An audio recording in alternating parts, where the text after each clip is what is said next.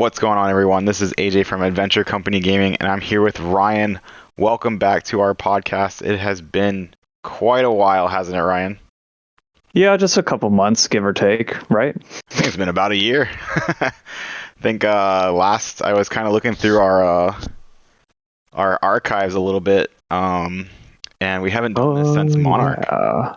Yeah, actually, I remember that now. Yeah. We were talking about our favorite cards for all these new talented heroes at that point. Do you want to hear something really funny?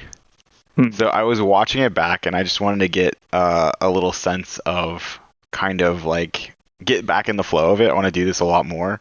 But one of the things you brought up, we were talking about the card had just been spoiled was Ravenous Meat Axe. And we all agreed that it just completely made Romping Club obsolete. Like, we were all just like, Ravenous Meat Axe, it turns on Rhinar, it intimidates off of Rhinar, it does all these other things.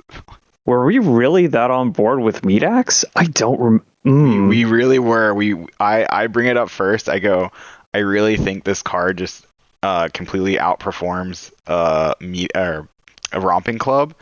And I say that because of the same reasons that you were saying that you thought that kind of like when if you discard a 6 off of the Meat Axe, then you will trigger Rhinar to intimidate a card. You will a lot of the other cards that want you to discard a 6, you kind of turn that on as well.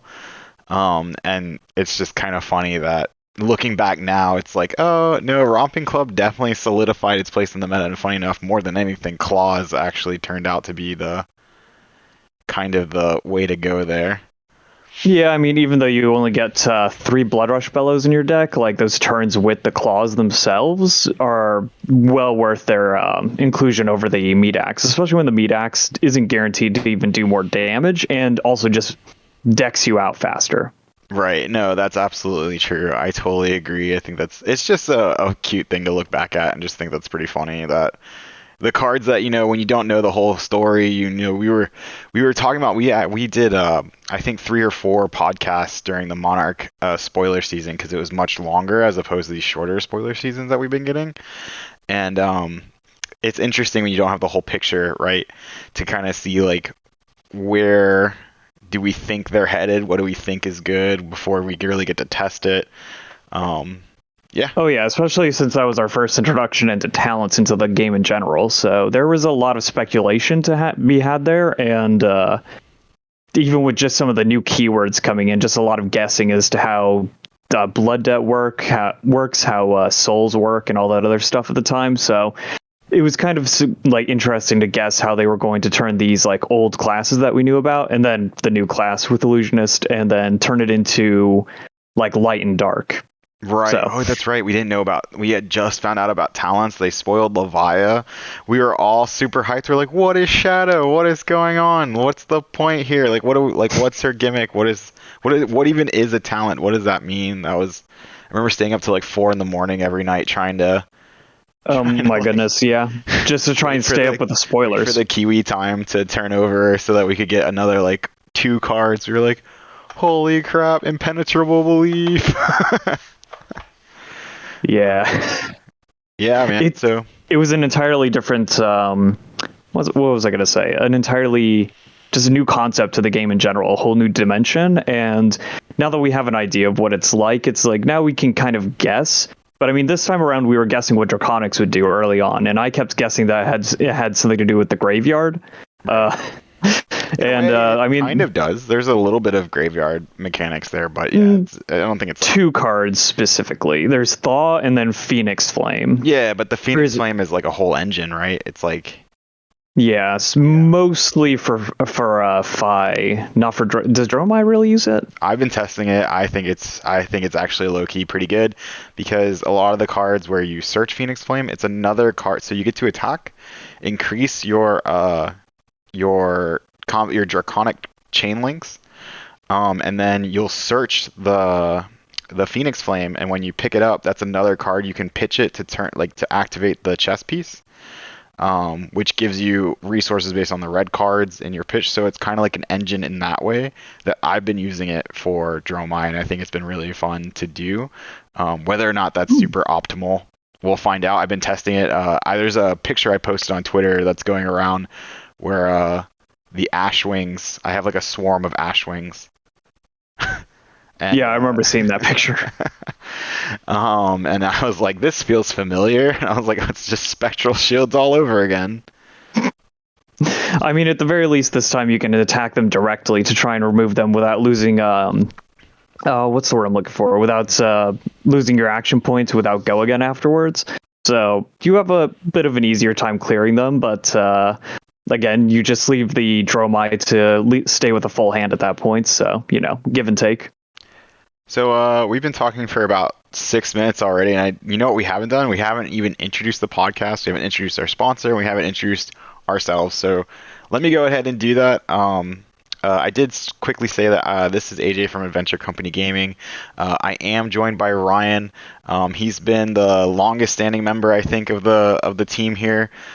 He's definitely the longest person I've been playing Flesh and Blood with the longest. We started right away. I converted him from another game pretty early on. It was like right before Arcane Rising came out, right before the world ended.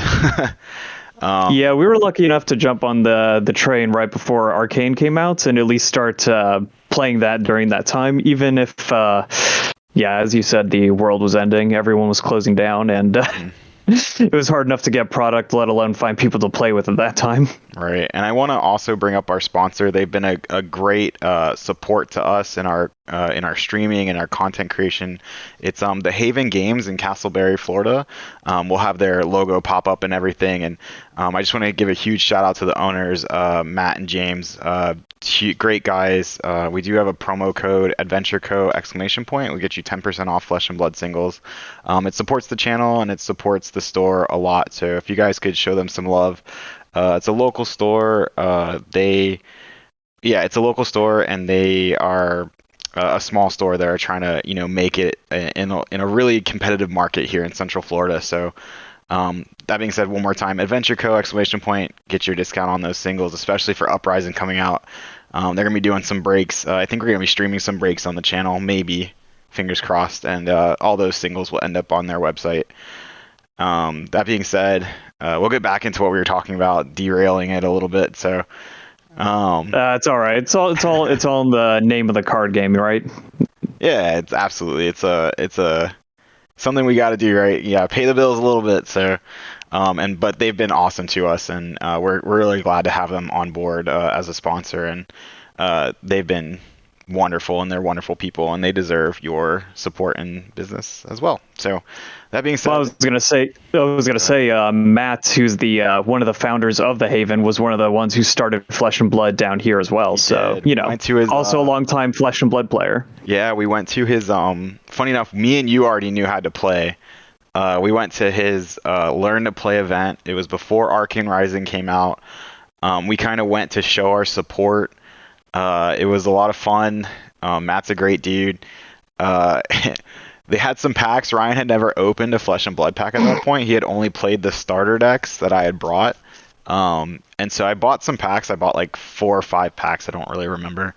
And in my head, I was like, oh, I should have bought the rest of the box. Just why not? No one else there really seemed too interested at the time. And then someone else, of course, bought like the rest of the other half of the box, and they pulled a tunic. And of course, that was an alpha tunic. I did eventually get my own, but at that point, it would have been really cool to just pull it right there on the spot. But I was gonna say you can't beat just like pulling it from a just random choice to buy some packs at an event like that, or just buying packs in general. When you buy packs and get like your legendaries, nothing beats that. Especially not just buying the legendaries like straight up. There's definitely that huge dopamine rush that just kind of happens when you see the legendary in the booster pack as opposed to just getting in the mail. I mean, getting in the mail, you open the envelope, that's kind of cool too, but definitely it's coming. You don't get surprised by it, man. Right. It's coming, and especially with the Fab 2.0, with how Uprising is going to change things. Now we have like 2 different varieties to even earn with pull with legendaries. That being rainbow foil and cold foil. So now you've got like a double dimension of how excited you can be for whatever you pull. Right, absolutely. So yeah, let's jump into our first real topic. Ryan, I know you're super excited for Icelander. I hope Hmm. I'm saying that right. I've been saying Icelander this whole time. I don't know if I've been saying Icelander. yeah, kind of like Eisenloft, Icelander. right? That kind of makes sense, like Yeah. Icelander, Eisenloft, but it's not spelt the same at all. Yeah. I mean, it's kind of like how I'd pronounce the ninja as Phi instead of Fei because Dromai, Phi, they have Well, the AI at the they end. put out the article that actually has the pronunciations, and it is Phi and Dromai, so we know now. For those Oh, so I ones, guessed right. Nice. I don't know if Icelander was on there. I don't remember. I think they were just explaining how the Volcor names worked, and that's also where we found out that Viscerai. Um, I mean, I think we already knew technically if we were more into the details and the lore that was given already, but Viscerai is also Volcorian in origin.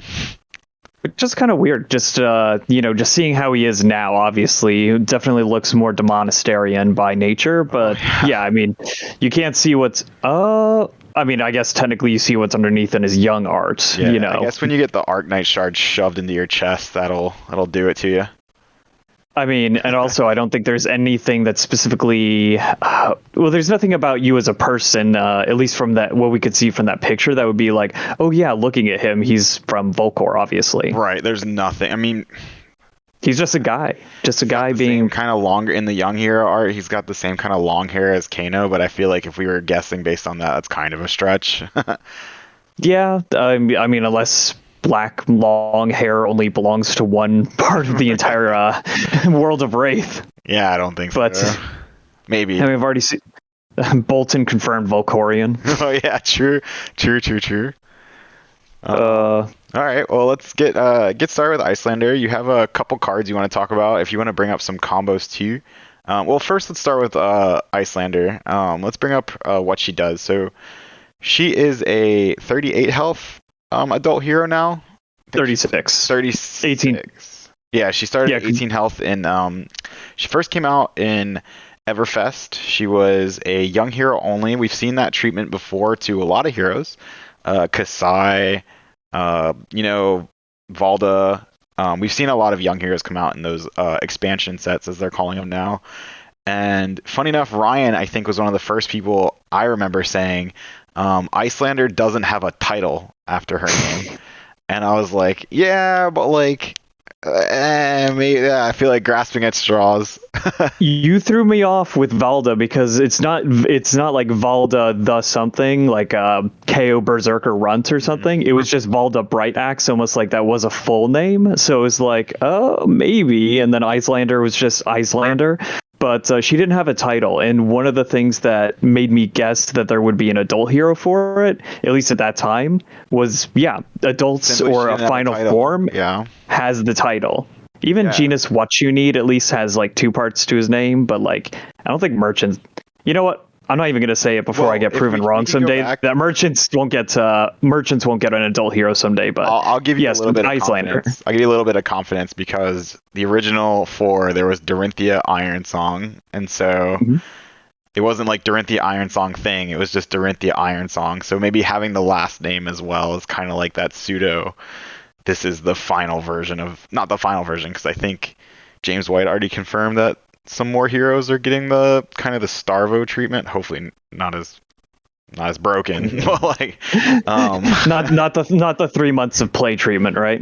right, exactly. Comes out, completely star of the shows the game until he hits Living Legend, and now what is he? He's still winning Battle Hardens, and he's technically gonna be Living Legend in a week and a half. So I guess you could say his title match then. Star of the show definitely he was took definitely the star of the show for a minute. took center stage for a while. You know, I would say that was an intentional design choice now, just to make it so it matched his name now. I remember during the interview with Flake at the Pro Tour banquet, they said when they were testing it, Lightning or Briar had not been errated, and Plunder Run was still in the format. So Starvo was losing to all these aggro decks, and he was kind of a tier 2 hero at best. And they said the infamous line, "Ship it." So that's how he got shipped. And then of course we know what happened from there. The errata Briar, they banned Plunder Run. Chain kind of gets affected by that as well because the plunder run's gone, and suddenly Starvo is just able to take control, run wild. And yeah. Yeah. I don't know. I know that was the explanation James White got, but I think it's funnier to think of it the other way. At least, They wanted at least to if we're come just, in and just joking around. wreck. Just thematic unintentionally. Like, their design team is just so good. Whatever they design, it just becomes thematic in its own way. But all right. And speaking of Chain 2, oh no, go ahead. Well, I was going to say Chain 2 also, just on that note, it's also reaching living legend status for Classic Constructed as well. So send them off. This format is going to look so much different, but it's not like we're getting rid of aggro decks necessarily, because now we have Phi and even Dromai. We'll be talking. Well, Dromai, I don't really put on the aggro quite as, not yet anyway. It doesn't feel that way. She feels like more of a build a board. It's almost like Prism. It's very similar. They've done a really good job of capturing that illusionist, like build a board, make you go mad, fill your head with illusions, kind of thing. Whereas Phi, 100%. The few games I've watched, we've played a couple test games here and there. We've built a couple sample decks on FabDB, and that is a red deck wins, red line deck, crazy aggro, damage deck.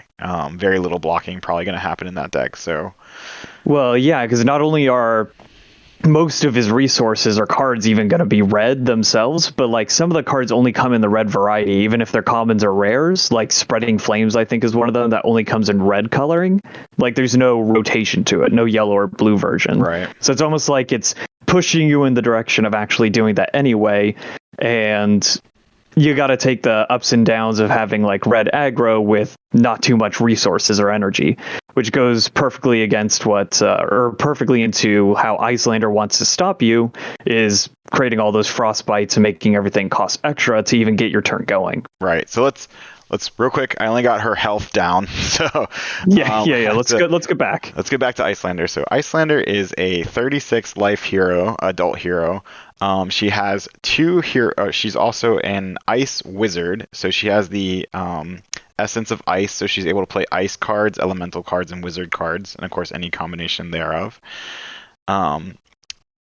And then she has 2 hero abilities. The first one is that she can play a blue non-attack action from her arsenal as an instant. So a lot of these like disruptive ice cards that just exist as blue pitch value cards can be played on your opponent's turn as disruption.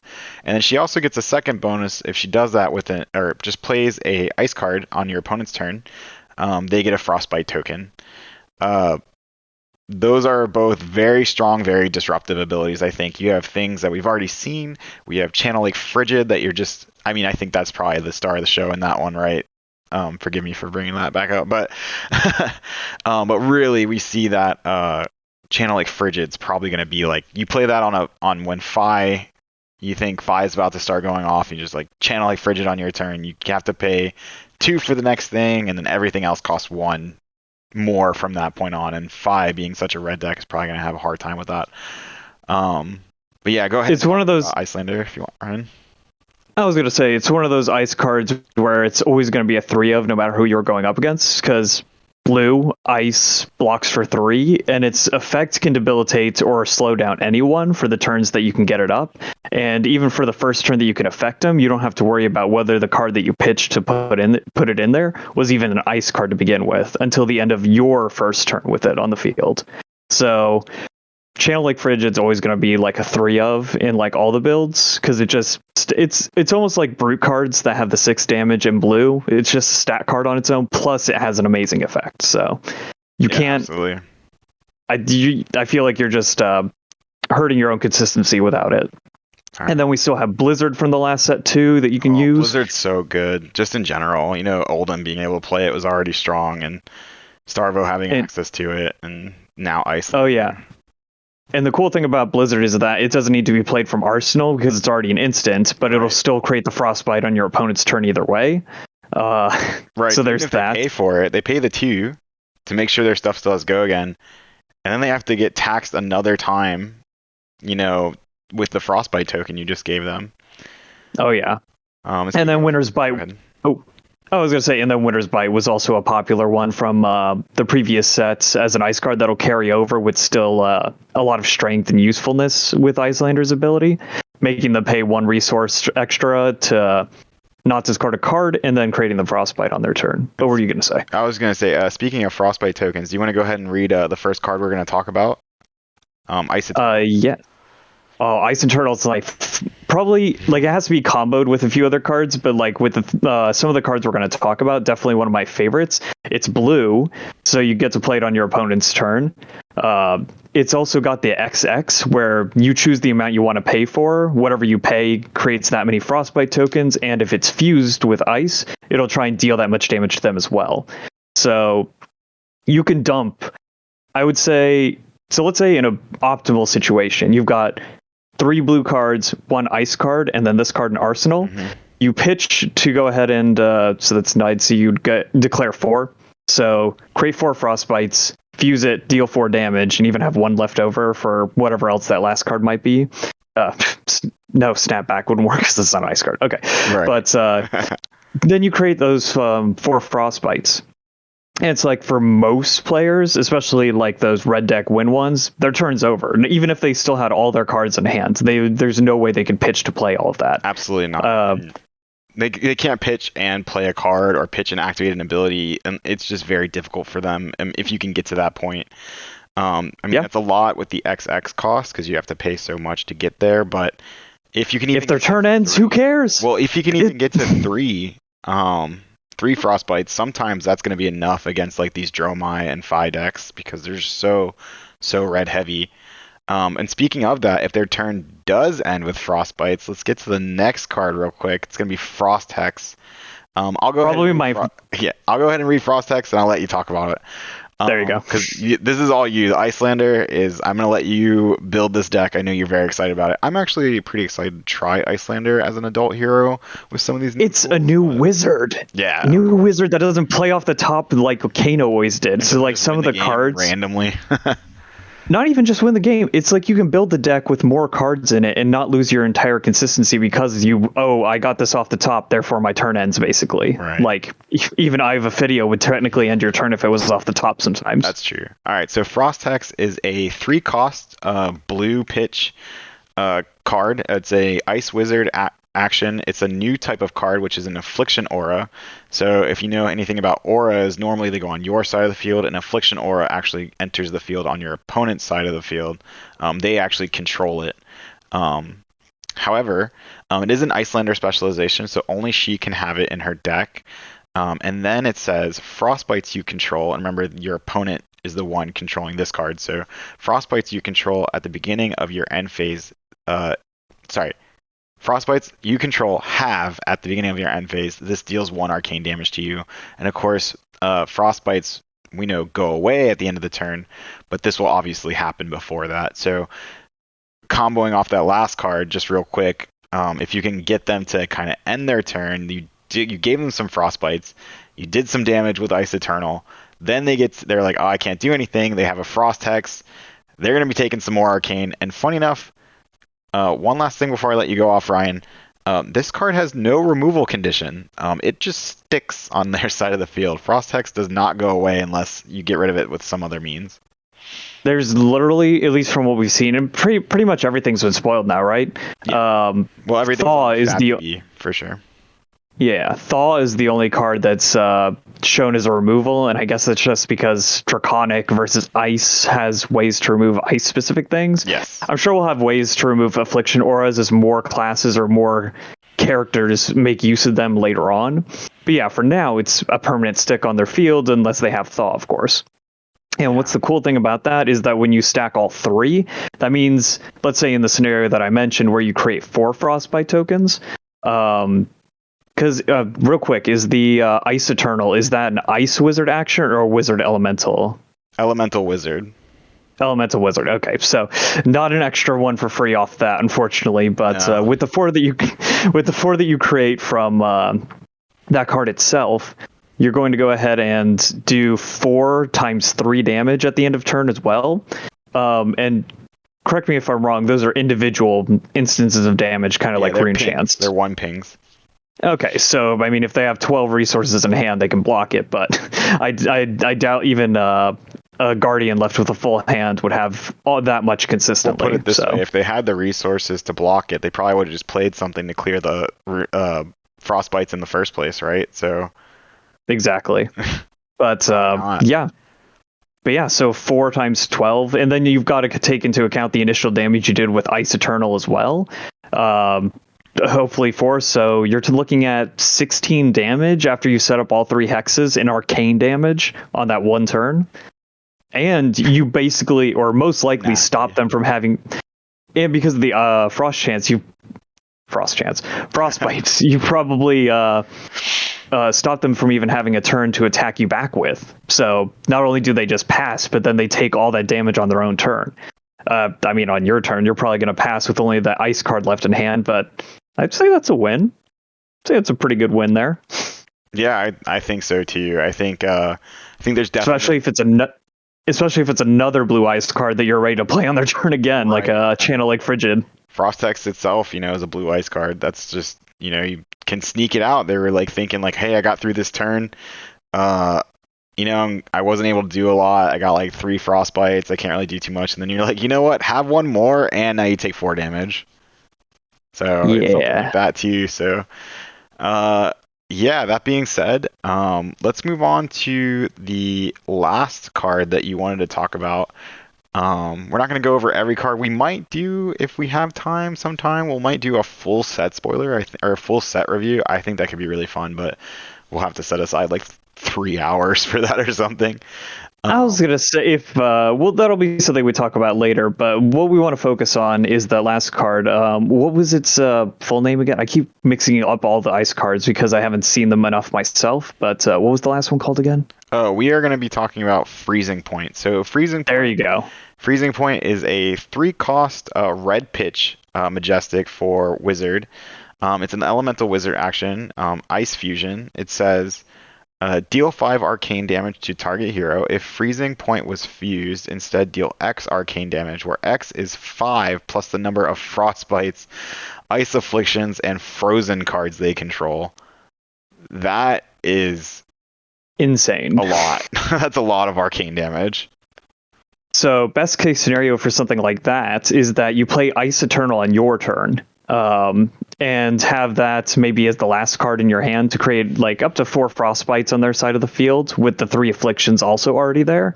Then hopefully on your opponent's turn, once you arsenal the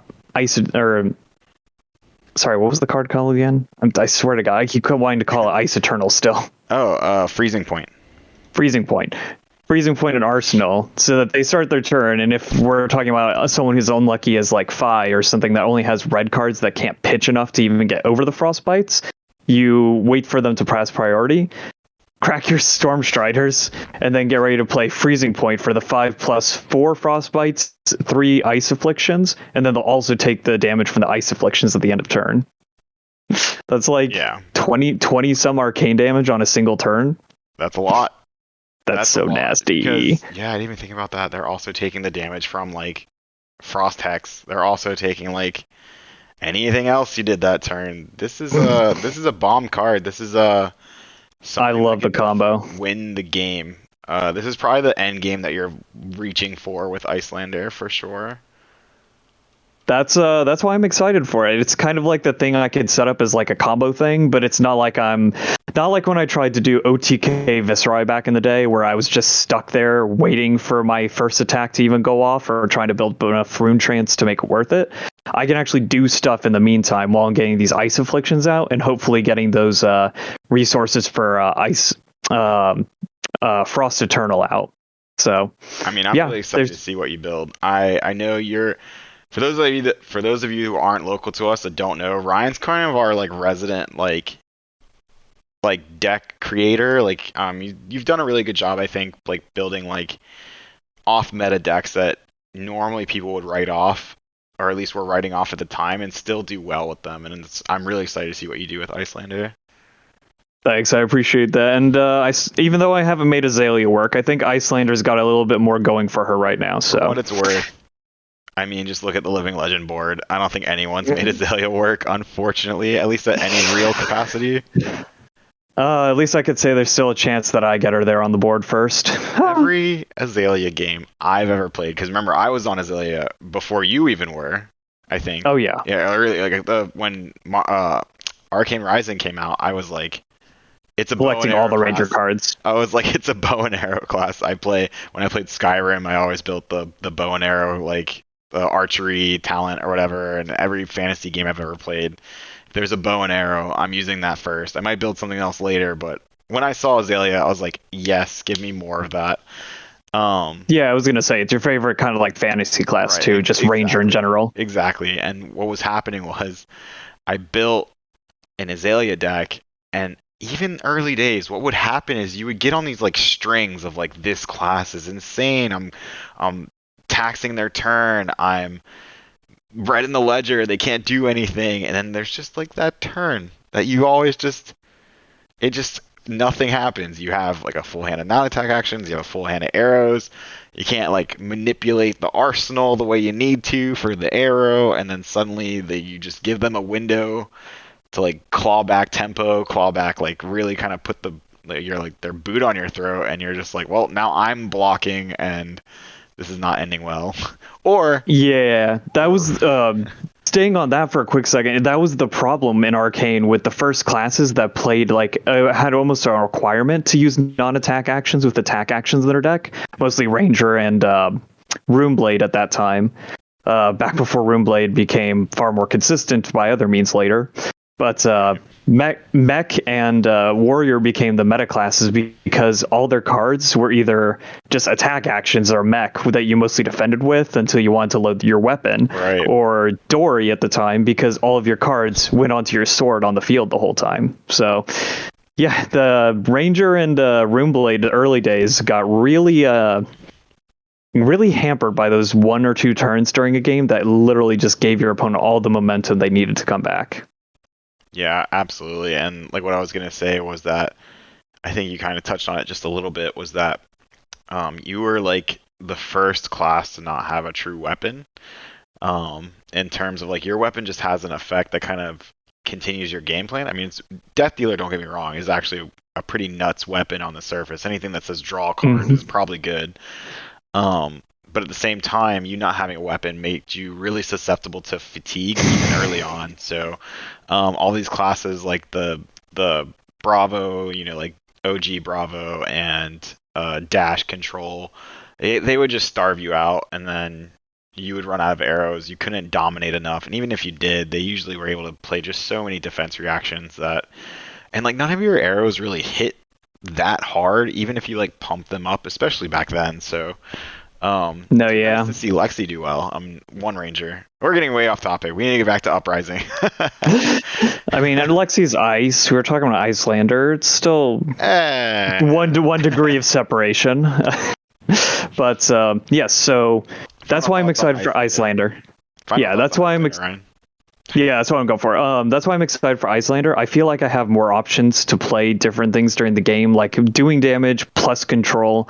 That's what's kind of attracted me to Oldham back in the day as a counter to Briar, and I actually was the first, at least locally, to kind of make him work at our local tournaments, so that was kind of fun. But it was it's just being able to have that extra level of interaction. Like Flesh and Blood always attracted me because there was that back and forth during an attack where you had so much more to do than in other games, like what you'd think is the main games in these days. But when it came to Ice, it added a whole nother dimension, because even during my opponent's turn getting set up, sometimes I could still kind of do something to prep for them, or during that attack step I had a few more dimensions than just a simple block or a defense reaction to go ahead and disrupt my opponent. Yeah, so I mean, I get it absolutely, because we used to call control a lot of things, but really in this game, control just meant you blocked a lot, right? And finally we have a control deck that kind of feels like you're taking control in some way, right? Like you're making them do things they don't want to do. They have to respect you in some way. So I'm all for it. I'm ready for a new wizard. And I didn't bring the card up for us to talk about, but I can pull it up if you don't remember how much it costs or anything. But you know the card Rewind out of this set, right? I think that card is nuts. Now I don't know I don't remember the cost off the top of my head. I want to. It only costs one. It only costs costs one. one, and it's an instant, right? It has to be. Yes. So what it does is you negate a non-attack action, and then they pick it up, and then they also gain an action point. So they don't lose the action point because that'd be insane. But they lose the resources they had to pay for it, and any other costs. And I think that's also, just saying negate on a card is something we don't see very often. Yeah, you know what that reminds me of though? Back in the day, that was routes. When you used routes on an unmovable. Back in the day when you used route on an unmovable, and then you bump the unmovable back to their hands, and it's like that, isn't it? Yeah. It's exactly like that. And you know what I just thought of that would be a nasty thing as a brute player? If they did that on Blood Rush Bellow after you pay for the cost, you might not have any cards left in hand and you don't get to draw. You have a Blood Rush Bellow. Okay, you know what? If I discarded the 6 at least, I can attack with club for 5. So you know what? That's true. Oh, but, value. Now the Wizard's happy that they're not getting Blood Rush Bellowed. Yeah, especially since it's probably claws, and then it's only 3 with go again with no cards left in hand. Yeah. All right, so there's some nasty interactions. I think if you know that they don't have anything crazy like channels, for example, or expensive non-attacks you want to block, Rewind is a sideboard card, but a really interesting one at that. All right, so we are going to switch gears a little bit, go to the, I don't know what you want to call it, like premier bread and butter of the set, kind of in a way. I mean, it's kind of like the theme of the set more so than Icelander, right? We're gonna go to the Draconic heroes, and we'll start with Fi. Fi, I haven't really looked too much into Fi. That's why I don't want to stay on him too long because I don't have. I was looking into him a bit earlier when I was also doing my deck build for Icelander. Mm-hmm. After I saw a few others playing on TTS to go ahead and test him. Yeah. So Fi is interesting in that he still kind of wants to do the ninja thing where you have long chains, like combat chains, or long string of attacks on a combat chain. But the difference is that you don't need to chain specific cards back to back. You just need to have a certain amount of like draconic links on that chain to get most of your effects off, especially the rupture, which is when it's the 4th. Is it the 4th attack on the combat chain or the 4th draconic on the combat chain? I think Rupture, it's just 4th. I believe Rupture specifically, I believe, is just the 4th attack. Yeah. And that's pretty insane because most of those effects are just A, it just either needs to hit, or B, it gains an extra effect that your opponent can't really turn off. All you need to do is get there to that 4th chain attack. Right. And especially with like... Go ahead. Oh, yeah. Finish your thought. Well, I was going to say, especially with that new Majestic regular ninja card that lets you play that same card twice on the same combat chain, that thing is insane. I don't care if it just does 1 damage, obviously. It's supposed to just extend your combo. All right, so I'm going to read Fi real quick. So Fi is our new Draconic Ninja hero. He is his full name is Fi Rising Rebellion.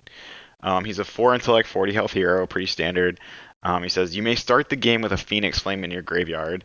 And he has a once per turn instant, pay 3. Return a Phoenix Flame from your graveyard to your hand. This ability costs 1 less resource for each Draconic chain link you control. And I can already tell you, in the games that I've watched, that is almost inconsequential. That is like, he's doing that for free almost every turn. And the fact that you get to start with 1 engraved means it's on right away. So, and real quick, I'll just say what a Phoenix Flame is. It's a 0 cost, 0 attack, draconic attack, and it says it gains 1 if it's chain link 2 or higher. So, pretty much it's just like another way for them to almost extend the combat chain for free, and it's a big deal in Draconic Ninja. They want to go really wide. Yeah, death by 1,000 cuts, basically. Yeah, even more so than Katsu. Katsu, I felt like he was a lot of like Kadachi, and then kind of into these big, very telegraphed combo plays. I mean, like the combo itself told you what card was coming next, right? It was saying like, if you're gonna play Surging Strike, the next card coming is Whelming. Like 99 times out of 100, the next thing that's gonna hit you is a Whelming Gust Wave. You know very much what the next card is. Whereas Fi, they did not choose to extend the combo keyword. I guess that could be more of a maybe a Mysteria thing when we get to Mysteria, or maybe it's just they want to leave it with Katsu. Because we didn't see Reprise come back with Bolton, right? Even though Dory is also from Solana. Yeah, and we didn't see Intimidate come back with Levia either. So they definitely kept certain words to certain characters and not the talented versions. So right. And so that being said, it is going to be interesting to see how the player base, I think, reacts to Fi. In the few games I've seen, he plays very much like a Cheerio style game plan, similar to, I mean, it's not exactly the same, but it is kind of similar to like the Lightning Briar decks that we saw early on, where they're not necessarily playing non-attack actions, right? But almost every attack is either 0 cost or 1 cost. Usually a single blue turns on your entire turn. You're going 4, 5, 6 attacks wide, and it's going to be really interesting to see how this can be kind of stopped. I mean, we talked about Icelander having a good matchup into this. Oldhim might have a decent matchup into this, giving them the extra frostbites, having a lot of defensive capability. What's your thoughts on Fi so far, Ryan? So I can already say, at least from like preliminary viewing, like it's probably seems like he is very strong, and I don't want any hero to be released to be weak, even if they're supposed to be aggro. I think the difference between that is that Fi's ability and most of Fi's cards still say they require Draconic specifically. Mm-hmm. So you can't just build your deck with a bunch of Cheerio cards like Ravenous Rabble and stuff like that, whereas Briar had the flexibility to use cards that were basically from the generic pool that fit the description without being like specific to her talents. I think that's the. Oh, go ahead.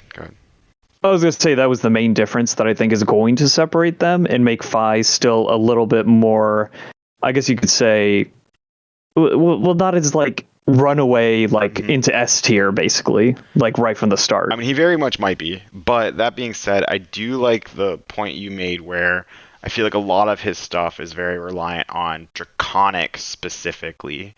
And one of the things that I kind of was like, about early on Briar was it never felt like, I didn't feel like I was playing against an elemental Runeblade. I felt like I was playing against, it could have almost been a blank hero sometimes, where it was a lot of generic attacks, generic non-attacks. It was just like all the best stuff, and then just really the only hero ability she needed at the time.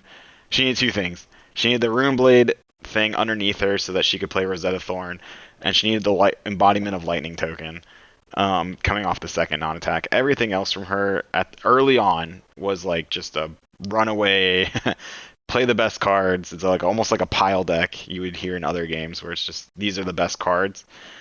These are the most efficient go again attack cards. So I'm happy to see they went another direction with Fi in the sense that a lot of his stuff does say Draconic Chainlink. So even his hero ability says Draconic Chainlink as opposed to, again, the aggressive Briar list that was just two non-attack cards. Doesn't matter what they are. So. Yeah, and he's still restricted by the things that Ninja is normally restricted by keeping a single combat chain. So no non-attacks in the middle, like no breaking it to suddenly activates like some other ability or something to draw more cards. Like once you start that combat chain, if you break it at any point, any card you play after that is automatically weakened.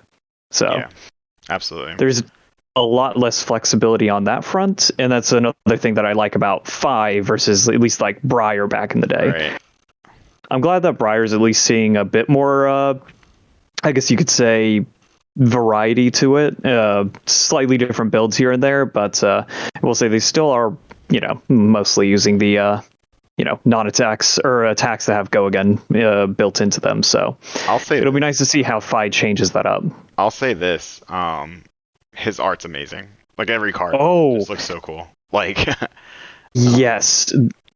I will say that's the one thing that I can't give to Icelander as much as I love the effects and playstyle of her, is that Fi definitely ran away with some of the best art from this set, and that's even saying it over a good portion of the dragons that Dromai has. Partial to Dromai. I said good portion. I said good portion. Not all of them. The big three definitely have amazing artwork to them, and I would not take that away. Before we get into our last hero, which is Dromai, who I would like to talk a lot about, and we're already at 45 minutes, so we'll see how much we get in.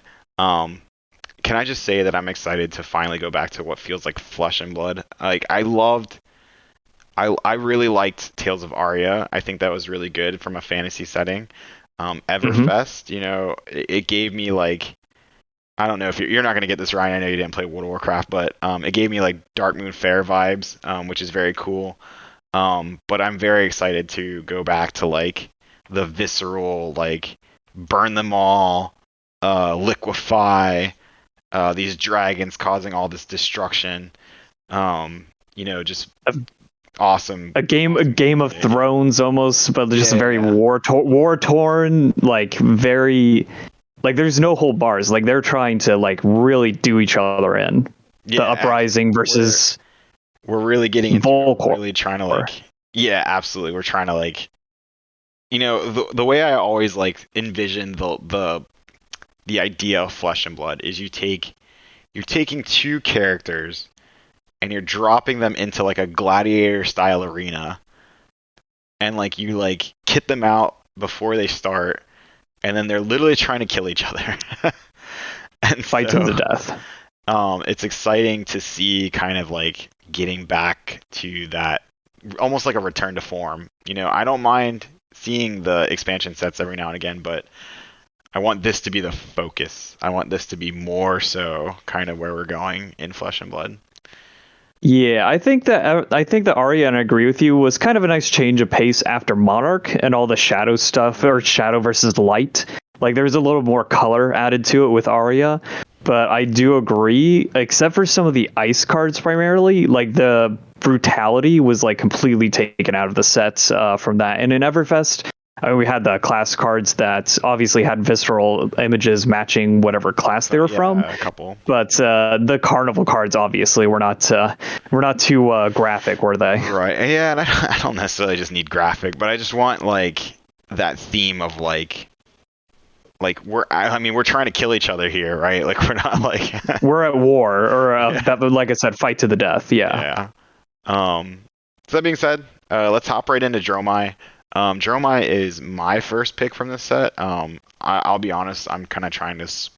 I don't want to say I'm trying to spike tournaments from now on, but I'm definitely gonna play in the future what's gives me in my head the best chance to win.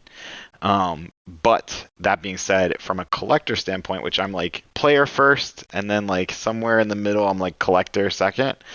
I want like every card from Dromai. Like I want every card max rarity. I think they are all stunning and awesome. But even from a gameplay standpoint, I've played a couple test games with Dromai, and she's really fun, really cool mechanics. The way dragons work.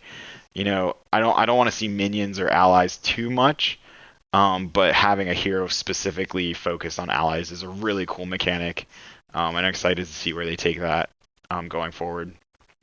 Yeah, I was gonna say it's almost like she's a summoner kind of, but they're illusions, obviously. That's a good way to put it. Mm-hmm.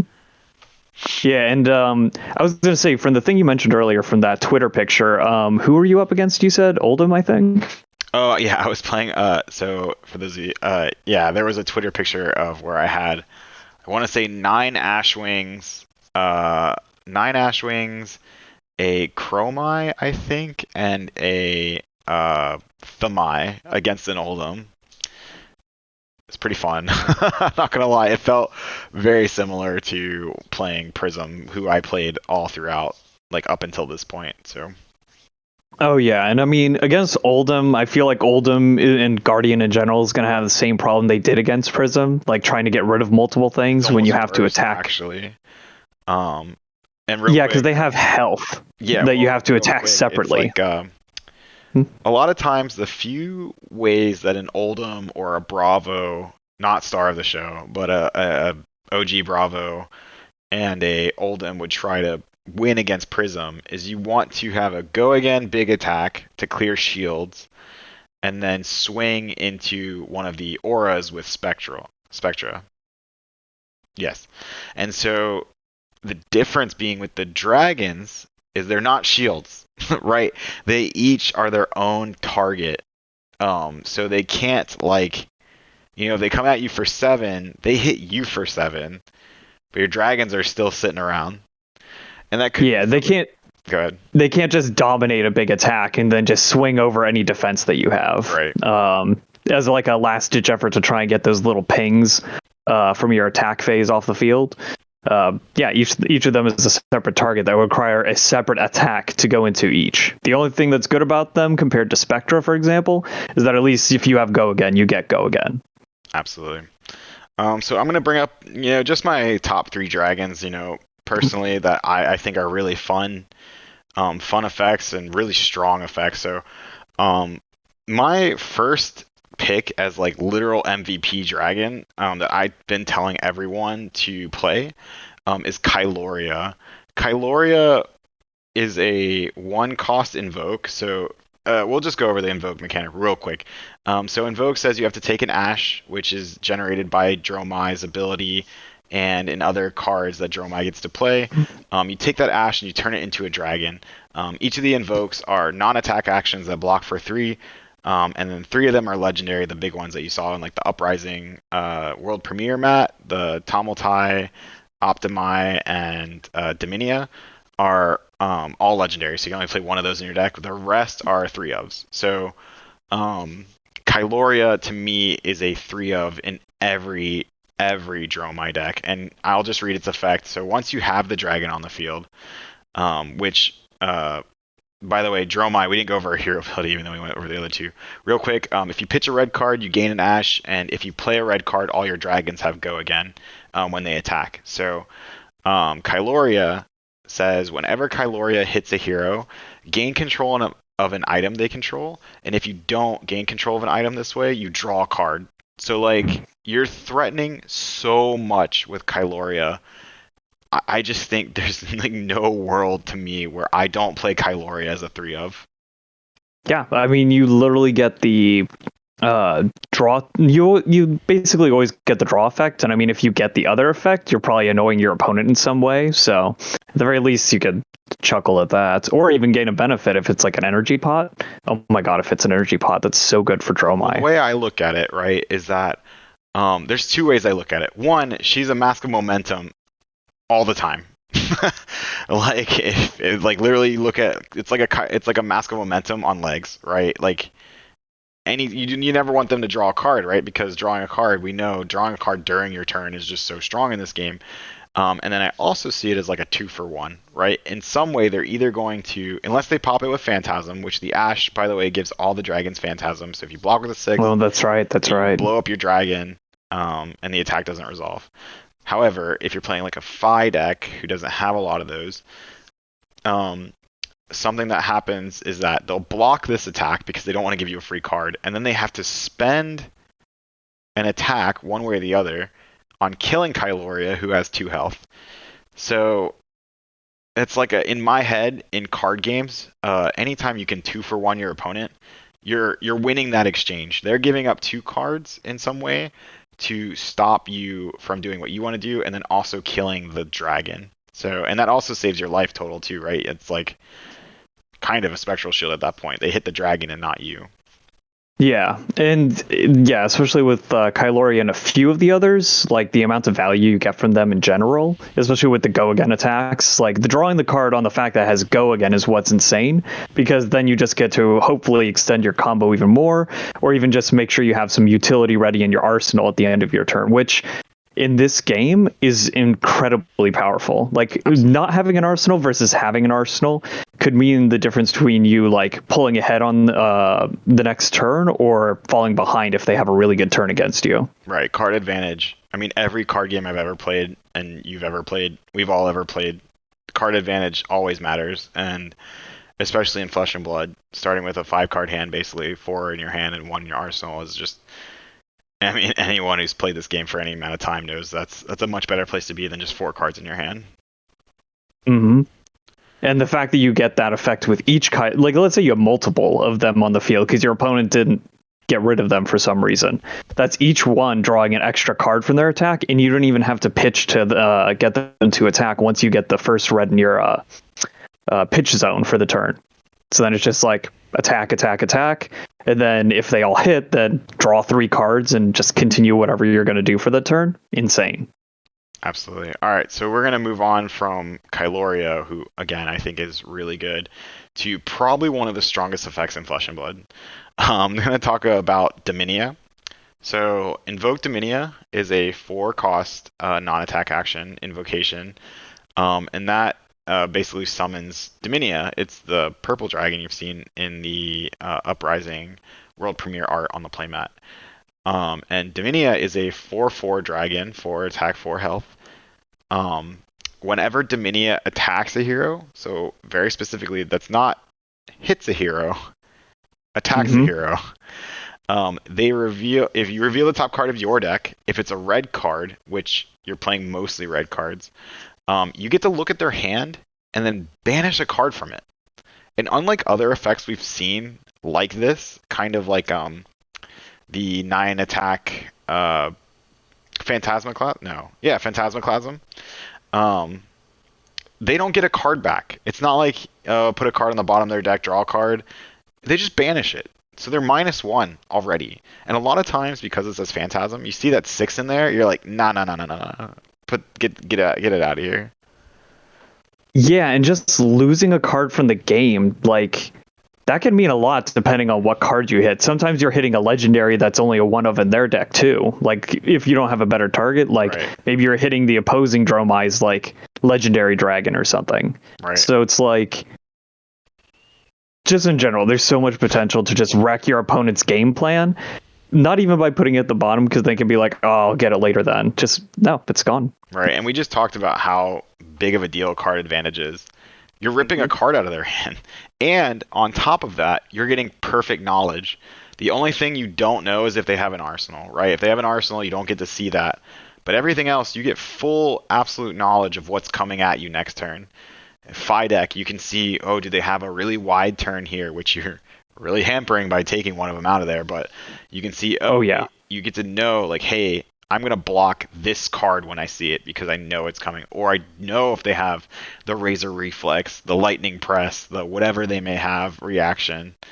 It's really strong. I'm really excited. I just want to summon Daminia over and over again. But it is legendary, unfortunately, so only one can remember its effect. Yeah. Too.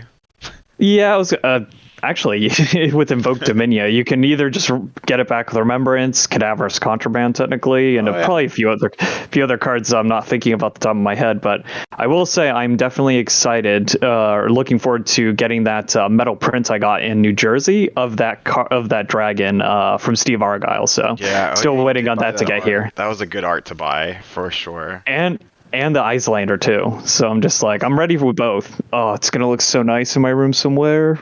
I need to find where I can put it in here. We'll figure that out when it gets here. Absolutely. All right. So that's all we're going to talk about really with Uprising. Let's give some overall thoughts on the set. I'll start. So really, I'm excited for pretty much every class in the set. Having a new wizard, having a new illusionist, having a new ninja. I mean, it's all classes that we've had. As far as adults go, we've only had one of each, right? So it's exciting to see that. I'm excited for the art. I'm excited for the theme, the return to form. We didn't really talk about it too much other than when we talked about Dromai, but the new Marvel rarity, the new, like, all the Easter eggs, all the extended arts and hidden artworks and alternative artworks and cold foils and the Fab 2.0 where it's one release, I think is really cool. It stops the rat race of trying to get as much first edition, and then Unlimited just sits on a shelf for months. But now we just have the one set release, so I think LSS is knocking it out of the park, and I'm really excited to play the set. I'm really excited to try to draft it. Haven't gotten to yet. Didn't get to go to the pre-release or the Uprising world premiere, so we're going to be doing a lot of drafts in our local area. You're going to see a lot of that on the channel, so make sure you stay tuned for that. But yeah, overall, I think this is a knockout set so far, and I hope it stays that way through release. Yeah, I'm definitely looking forward to this. The variation on talents, the new card. I'm always excited to get new cards because with new cards comes new ways you can kind of like fiddle around, build decks, or see how you can push the boundaries of characters in different directions. Yeah. But again, I'm excited because this set seems to focus on three variations of the game in itself with just these three characters. We got control, we got like kind of mid-range semi-control, and we just got full-on aggression. So there's like almost a flavor for everyone. And it's based on like fan favorite classes that, or at least what I would call fan favorite classes. Everyone likes Illusionist, but might want a new flavor for that. Yeah. Ninja's always been a popular idea, but now we've got a new way to play that. And then Wizards in itself in this game has just been its own like monster before with Kano, but now we have a less volatile, much more back and forth way to play Wizard and still feel like a Wizard. So all that, like you said, the Marvel rares, the different rarities we have in this set. I'm looking forward to seeing if I can just get one cold foil hex, ice hex, and cold foil. Right. The Frostex was cold foil. Comes cold foil. That's going to be a nice one. And then the cold foil backwards rewind. That one's hilarious. Oh, that's amazing. I don't think it comes cold foil. I think that was a rainbow, but still. No, it is cold foil. Isn't it? I could have sworn. Okay, whatever. It's backwards and it's funny. One of the coolest things they've ever done is the completely backwards text and the upside down artwork on a card called Rewind. It's amazing. Yeah, I would love to get my hands on just at least one of each of those for my binder, just to say, look at this nice stuff I got to put with Icelander and Wizard stuff in general. All I could really ask for. If I'm going to pull like one crazy card, at least from, let's say my first case from the probably Team Covenant Order is probably going to be the first that comes in on my doorstep, hopefully. Yeah. Hopefully on time. And so, that being said, what do you got going on this weekend? What Flesh and Blood stuff are you, let's go over the Flesh and Blood stuff for the week. What do you got going on?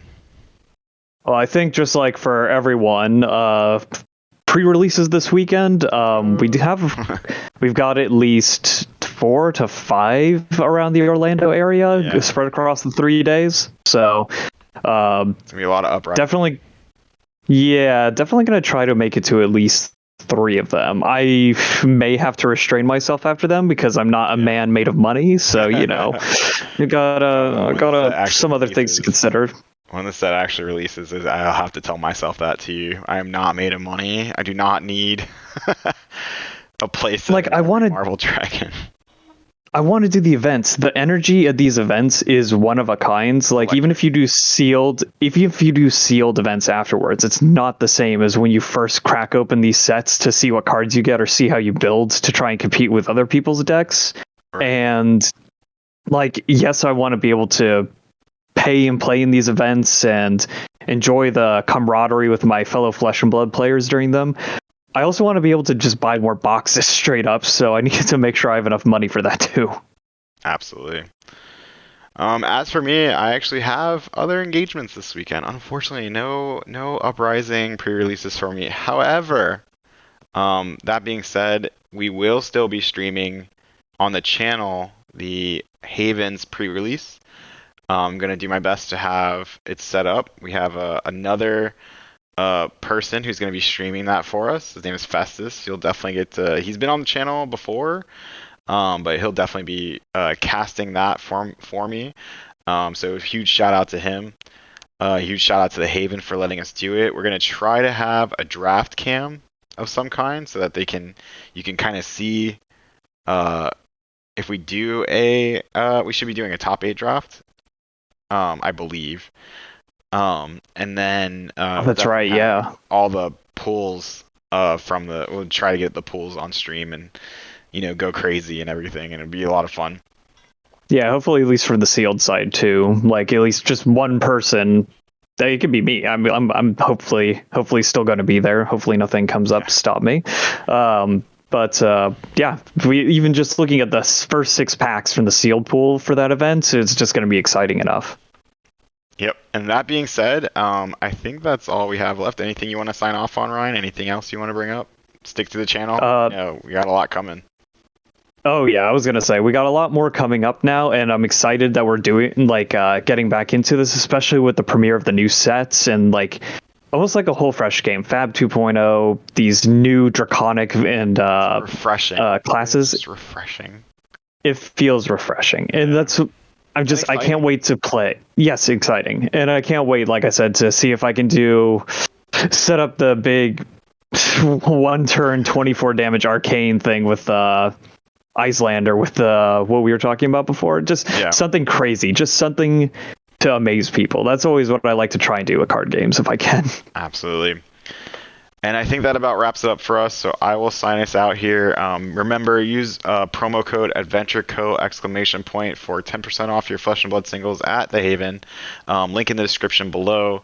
Remember to like, comment, subscribe. That's kind of cliche at this point, but it really does help us out. We're not the newest channel, but we're definitely we're getting back into it. We kind of need that bump from the algorithm. That'd be great and really help us out. Share this around if you can. And again, follow us typically every Saturday at 2. We stream our locals with commentary. So make sure you check that out. Every Saturday at 2 we stream our locals, and we do provide commentary for that, and it's a lot of fun. The more people in chat is really good. So be sure you subscribe, and we definitely have a lot more content coming at you. So yeah, that's it. We rise from the flames to bring you the best content the world has ever seen. Let's go. Peace. Peace, guys.